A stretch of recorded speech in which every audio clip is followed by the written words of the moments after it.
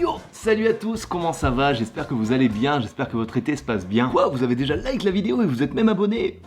C'est trop gentil, merci beaucoup, il fallait pas. Alors aujourd'hui on se retrouve pour une vidéo un petit peu spéciale, j'avais envie de tenter autre chose, j'avais envie de faire un format un peu différent de ce que je fais habituellement. Pour ceux qui connaissent bien ma chaîne, c'est un petit peu comme la vidéo 24 heures dans ma vie au Japon que j'avais fait il y a quelques mois. C'est-à-dire que je vais vous emmener avec moi toute la journée dans Tokyo et je vais en profiter pour vous parler d'un truc auquel je réfléchis pas mal ces derniers temps et dont j'avais besoin de vous parler. Enfin voilà, ça va être une vidéo très chill, j'espère vraiment qu'elle va vous plaire, donc écoutez, comme d'habitude, je vous laisse vous préparer le petit café des familles et nous on ne perd pas plus de temps. Mais avant tout, cette vidéo est sponsorisée par Red Shadow Legends. C'est le grand retour de Red Shadow Legends qui, comme vous le savez, est le premier jeu sur mobile à vous proposer une véritable expérience de jeu console sur votre portable. A savoir que le jeu ne cesse d'évoluer et de s'améliorer avec maintenant plus de 600 champions, tous venant de factions uniques, chacune ayant sa propre histoire dans le fameux monde de Teleria. Je me suis pas mal attaché au jeu ces derniers temps et aujourd'hui j'aimerais vous parler d'une de mes factions préférées, c'est celle des High Elves, ou Hauts Elfes en français, parce que vous allez voir que leur histoire, elle est assez ouf. Leur patrie, l'Aravie, existe depuis des milliers d'années maintenant et elle a vu la chute de l'empire des hommes lézards, elle a aidé les humains à former des civilisations, elle a même battu les orques lorsqu'ils ont formé une véritable horde et attaqué le continent, mais les choses se sont renversées quand Syros, le seigneur des ombres, a convaincu un groupe d'elfes de devenir maléfiques et d'attaquer le royaume. La guerre civile, elle a failli faire disparaître les elfes, mais l'Aravie a survécu, s'est reconstruite et elle est aujourd'hui plus forte que jamais. Bon voilà, typiquement ce genre de développement autour des champions et des personnages, je trouve que c'est vraiment un gros plus, ça apporte une véritable plus-value au jeu. Et pour ceux que ça intéresse, mon perso préféré c'est Elenaril, un champion ultra badass mais surtout ultra puissant. D'ailleurs ce mois-ci, Red prévoit un programme non-stop d'événements et d'activités spéciales, dont le Forge Pass saison 3 avec des récompenses incroyables, notamment un ensemble d'artefacts d'édition limitée, et comme si ça suffisait pas, Red lance également de nouveaux champions, ainsi que de superbes habillages pour l'incroyable Madame Ceris. Mais attendez, c'est pas fini, parce que ce mois-ci Red va offrir aux champions préférés de tous les joueurs la mise à jour qu'ils méritent. Parce que oui, Red a bien écouté ses fans et Death Knight va enfin devenir un champion légendaire. C'est quelque chose que beaucoup de gens attendaient et on a vraiment hâte de voir ce qu'il deviendra avec Ultimate Death Knight. Enfin voilà, je pense vraiment que c'est le bon moment pour se lancer sur Red, et d'ailleurs si vous cliquez sur mon lien dans la description ou si vous scannez mon QR code qui est juste là, vous obtiendrez un pack de démarrage gratuit d'une valeur de près de 30$. Un pack qui inclut le champion épique gratuit Aina, 200 000 argent, une recharge d'énergie, un boost d'XP et un éclat ancien pour que vous puissiez faire apparaître des super champions dès le début du jeu. Et me dites pas que c'est compliqué, hein, il suffit de cliquer juste là. Sur ce, écoutez, moi je vous attends dans le jeu, merci encore une fois à Red Shadow Legends pour sponsoriser cette vidéo. Blablabla, est-ce que ça marche bien? Je teste une bonnette pour voir si ça marche bien. Il est 11h53, je dois partir dans quelques minutes, quelques dizaines de minutes. Je vais faire de la narration pour, je sais pas si j'ai le droit de le dire, pour quelque chose, voilà, c'est bien payé, c'est des boulots que je fais habituellement. Mon studio est en bordel. Il va falloir que je range tout ça. J'ai des petits trucs qui sont arrivés, regardez. Hop, voilà. C'est la boîte de Yu-Gi-Oh! Dans laquelle il y a du coup le puzzle du Millennium. Trouver des petites cartes que j'avais achetées. Pam. Est-ce que je suis un énorme geek? Mais pas du tout. Oh, le bordel. Voilà comment on rend un studio. On va pas trop perdre de temps, on a beaucoup de choses à faire aujourd'hui quand même. On a quoi? On a le boulot de narration que je vais faire là, du coup on va aller en ville, etc. Ensuite on a le live IJC à tourner, on a aussi cette vidéo à tourner. Et surtout, j'ai une petite histoire à vous raconter. Putain, c'est pas possible, je dois être maudit. Je pars dans 10 minutes max, sinon je loupe mon bus. Et j'arrive pas à recharger ma Suica, ma carte elle fonctionne plus. Vous êtes en relation avec le serveur carte bancaire de LCL. Moi j'ai un petit rituel que je fais toujours avant d'aller faire un boulot, que ce soit un tournage, que ce soit de la narration, que ce soit quoi que ce soit. J'ai besoin de jouer un petit peu de guitare, je sais pas pourquoi, je fais toujours ça.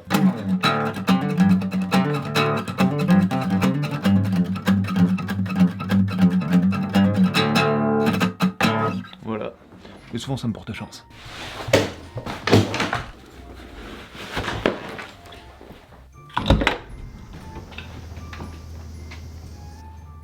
Ouah, mais dites donc Mitsu, quelle super bonne idée d'aller tourner quand il fait 43 degrés dehors. Petite journée qui commence bien. Sur ce, écoutez là du coup, comme je vous ai dit, je me dirige vers mon boulot de narration, on va aller prendre le bus, tout ça. Et du coup aujourd'hui j'avais envie de vous parler de quelque chose. C'est quelque chose auquel j'ai beaucoup réfléchi ces derniers temps. Vous voyez, moi depuis que je suis petit, j'ai toujours était un rêveur. J'ai toujours fait partie de ces enfants qui rêvaient beaucoup, ces enfants qui aimaient beaucoup de choses. J'ai eu beaucoup de rêves dans ma vie. Pour vous dire, un de mes premiers rêves par exemple, ça c'est ma mère qui me l'a raconté, quand j'avais, je sais plus, 4 ans, 5 ans, ma mère m'avait acheté des consoles. Du coup j'avais une Game Boy, j'avais une Super Nintendo, j'avais des consoles comme ça. J'adorais ça, je me suis mis à beaucoup jouer à ça. Et à partir de là, il y a un rêve qui s'est créé en moi, c'était de devenir créateur de jeux vidéo. J'avais envie de ça, je rêvais de ça. Et j'ai même dit d'ailleurs une fois à ma mère, hein, quand j'étais tout petit, que mon rêve, c'était de partir au Japon, créer des jeux vidéo. J'avais 4 ans.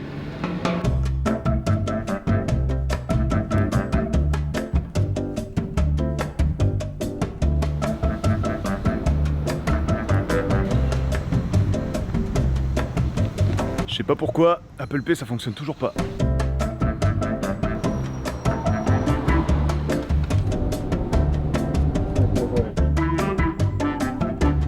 Bon, au final j'ai quand même pu monter dans le bus, sauvé par la bonne vieille carte Suica.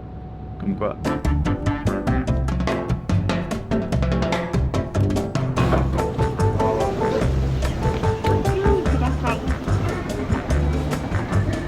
Du coup, première chose qu'on va faire, on va aller recharger la carte que j'ai dans l'Apple Watch parce que sinon ça va être la galère. さいいですか？追加のチャージできます？はい。はい、ありがとうございます。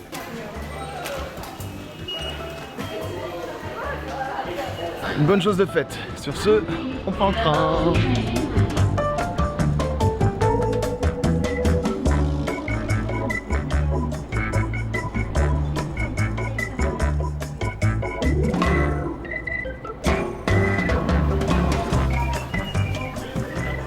Et on est bien arrivé à Ishigaya.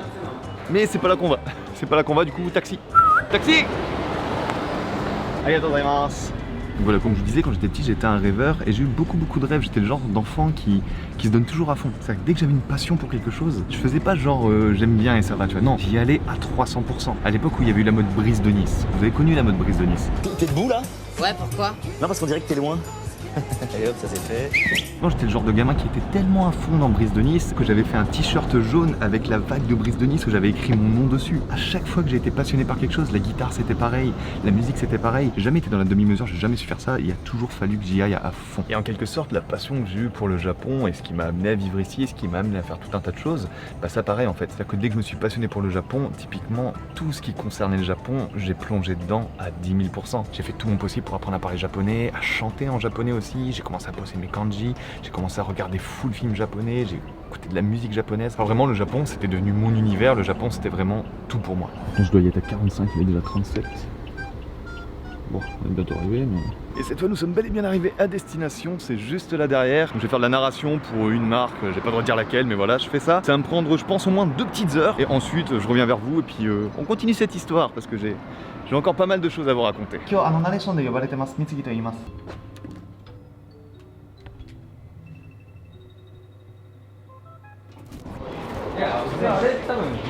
Et c'est donc une fin de tournage, enfin une fin d'enregistrement plutôt. On vient de terminer, ça a pris beaucoup plus de temps que ce qu'il nous avait dit. Hein. Je peux pas trop dire qu'est-ce que c'était, j'ai pas trop le droit, j'ai rien dit dessus. Mais c'était intéressant, c'était intéressant. En plus j'ai rencontré 2 Français qui habitent depuis 20 ans, depuis 30 ans au Japon. Et c'était vachement sympa. Là je vais essayer de me dépêcher un petit peu parce que dans 40 minutes je dois être au studio pour faire le live IJC. En plus il n'y a pas de TEF cette semaine. Trop de choses à faire, trop de choses à faire. Et c'est cool, c'est cool. Et après je continue de vous raconter mon histoire.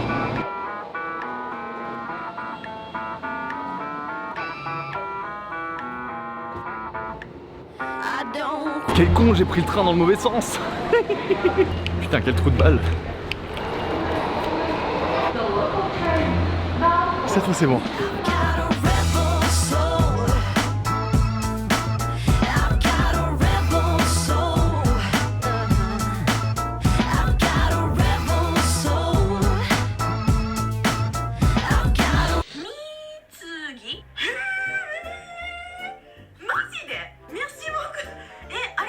Et donc voilà, on vient de terminer le live. Alors je vous explique rapidement, j'étais en rush. J'ai couru, je suis arrivé 5 minutes avant le début du live, j'en pouvais plus. Donc là le live vient de se terminer, je suis complètement crevé. Comment ça va vous? Tranquille. Ouais, fatigué aussi, mais pas pour les mêmes raisons. Thomas, comment ça va? Bah moi ça va, comme d'hab. Je suis en train de tourner un vlog en fait sur ma prochaine vidéo. Et en fait je suis vraiment toute la journée et j'essaie de raconter un petit peu une histoire aux gens par rapport aux rêves que j'ai eu en venant au Japon, etc. Et par rapport à ce que je fais actuellement, tout ça. Vous avez eu d'ailleurs des rêves Que je voulais vraiment faire, moi c'était tout simple, c'était aller dans un club de shogi. Plus trop ces derniers temps avec le corona, mais il faudrait que j'y retourne. Ok, donc toi t'as réalisé ton rêve. J'ai réalisé mon rêve. Ok. Voilà. Toi t'avais un rêve, Massa, en venant au Japon? Vivre au Japon. Enfin, en tout cas, jusqu'ici, c'est parti plutôt bien. Ouais. Je voulais juste y être. Et du coup, bah, si vous avez envie d'y aller, allez-y, quoi. Il y avait un autre truc, c'était manger des onigiri. Moi, je devais avoir 14-15 ans. Et en fait, j'avais vu une émission sur les hostes et les hostesses. Et du coup, j'étais là, mais putain, mais faut trop que je devienne hostesse en fait. C'est grave bien, c'est mon rêve. Genre, tu fais des soirées, tu gagnes de l'argent comme ça et tout. Et tu gagnes des fortunes, tu vois. Et c'était vraiment mon rêve à l'époque, mais bon, ça a duré peut-être 1 an, 2 ans. Et puis après, je suis passée à autre chose, quoi. Rien n'est perdu, tu peux réaliser ton rêve. Alors comment dire Du coup, vous vous demandez pourquoi je vous parle de ça, pourquoi je vous parle de mes rêves, de quand j'étais gamin, etc.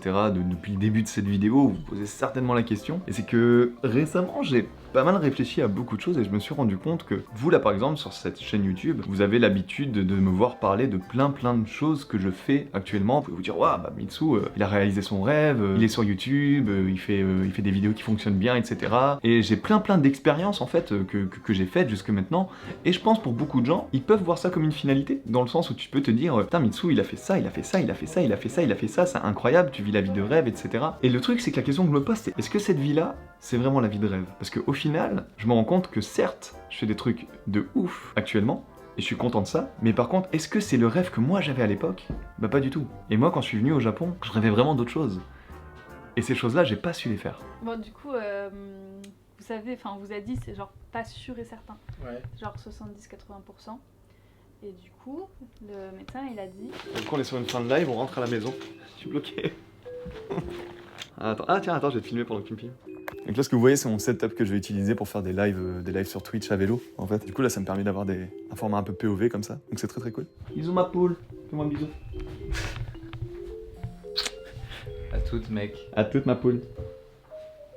Ça va? Ça va. Est-ce que le style va ou pas? Pourquoi il n'irait pas? Oh, jolie réponse.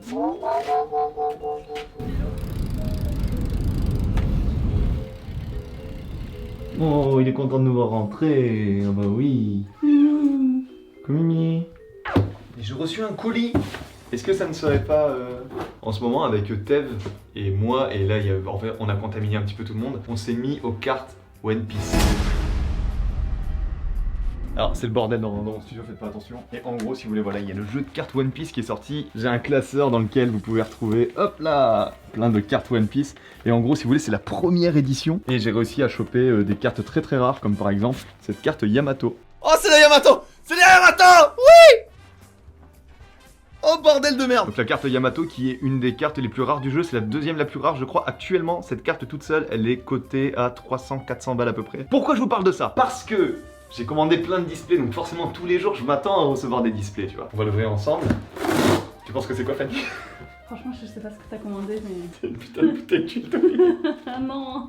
Les boules stratosphériques. Bon, on va faire des bons plats avec ça. Voilà. Mais pour l'instant, on va les manger. Où est-ce qu'on va du coup? Ah bah je sais pas.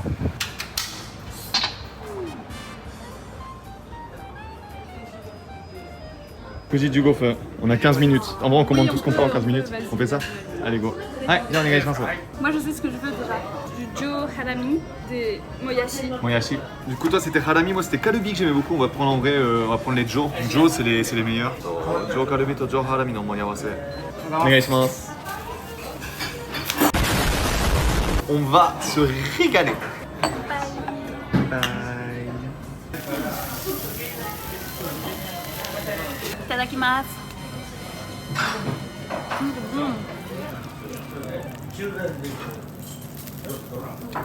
trop bien.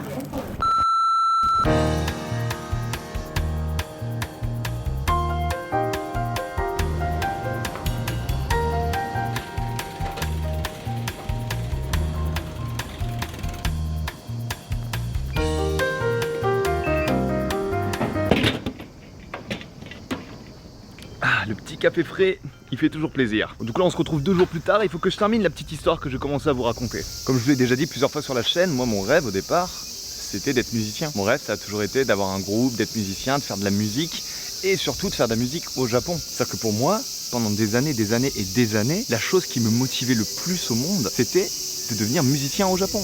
Mais je pense que je vous apprends rien en vous disant que j'ai échoué. Ce rêve-là, je ne l'ai jamais réalisé. J'ai fait des choses, j'ai fait des CD, j'ai signé dans un label, etc. Mais est-ce que en tant que musicien, j'ai réussi à réaliser mon rêve? Bah non en fait, non. Alors qu'encore une fois, ce rêve-là, le fait de devenir musicien au Japon, c'était le rêve qui me faisait le plus vibrer. C'est le rêve pour lequel j'ai donné toute mon énergie, j'ai donné tout mon âme pendant des années. Et surtout, c'est la raison principale qui m'a fait venir au Japon. Là apparemment j'ai reçu un carton chez Ici Japon, je pense que ça doit être mes displays One Piece. Du coup on va aller chercher ça.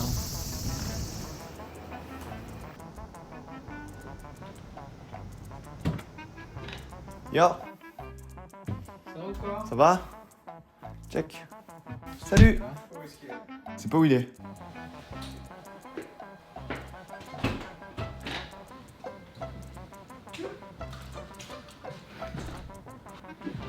studio. Et voilà, ça doit être celui-là. Alors, est-ce que cette fois il s'agit bien des cartes One Piece? La réponse est oui.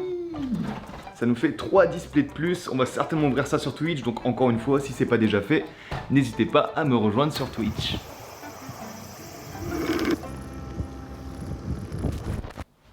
Yo! Et cette fois on est donc de retour au studio. Alors, pourquoi cette vidéo? Pourquoi je vous raconte tout ça? C'est parce que je trouve que prendre du recul sur toutes ces choses-là, c'est ultra important. Comme vous le savez certainement si vous suivez mes vidéos depuis un petit moment, il y a un thème sous-jacent de ma chaîne, de toutes mes vidéos, c'est le fait que j'essaie un petit peu de pousser les gens à poursuivre leurs rêves, poursuivre leurs projets, aller à fond dans ce qui les fait vibrer. Parce que je suis intimement convaincu que c'est en se donnant à fond et en essayant de poursuivre ses rêves qu'on fait le plus de choses dans la vie, qu'on fait le plus de rencontres, qu'on fait le plus d'expériences. Moi, comme je vous l'ai dit, mon rêve ça a toujours été de devenir musicien. Je voulais devenir musicien professionnel au Japon et je me suis toujours donné corps et âme pour essayer d'y parvenir. Et au final, même si ce rêve de devenir musicien professionnel il s'est jamais concrètement réalisé, bah, c'est bien le fait de poursuivre ce rêve-là qui m'a permis de faire tout ce que je fais actuellement. C'est aujourd'hui je passe à la télévision au Japon, c'est aujourd'hui je fais des pubs, c'est aujourd'hui je fais de la narration, si aujourd'hui je fais YouTube, tout est venu par le fait que je me suis donné à fond pour devenir musicien. Et c'est en essayant de devenir musicien que j'ai rencontré des gens, que j'ai eu des tonnes d'expériences dont j'aime vous parler sur la chaîne, et c'est toutes ces choses-là qui m'ont permis d'en arriver là où je suis aujourd'hui. Donc comme je dis toujours, si parmi vous il y a des gens qui ont un rêve, si parmi vous il y a des gens qui ont un projet, même s'il est un peu farfelu, même si personne à part vous y croit, le seul conseil que moi je peux vous donner c'est allez-y à fond, allez-y à 300%, faites tout votre possible pour essayer de concrétiser ce rêve. Parce que même si ce rêve-là vous arrivez jamais concrètement à le réaliser, c'est en vous battant pour lui que vous allez peut-être découvrir d'autres rêves,